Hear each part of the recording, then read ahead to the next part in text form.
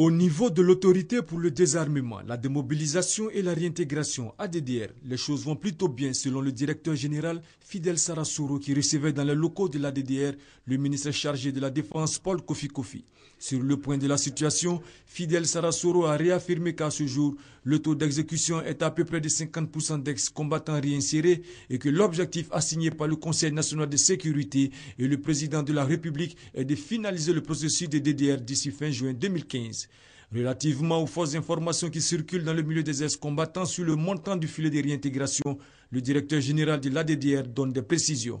Il y a certains ex-combattants qui ont évoqué le fait que l'ADDR leur devait 1,5 million sous forme de filet de réintégration. L'ONUCI nous assiste dans le financement des pécules de formation. Et en ce qui concerne les pécules de formation, il s'agit de mettre à la disposition des ex-combattants, lorsqu'ils sont en formation, 40 000 francs CFA pour une durée maximum de 6 mois. Après la formation, et ce uniquement pour ceux qui font des activités ou qui sont déjà dans des activités. Donc il s'agit de renforcer leur capacité.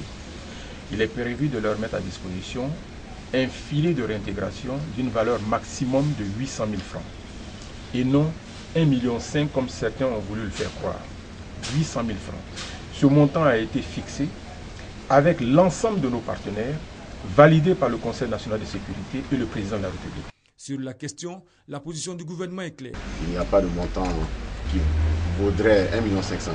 Je crois que certains l'ont appris et nous demandons formellement ces informations et que les jeunes doivent se référer à la DDR. C'est la seule structure qui est mandatée pour parler de ces questions.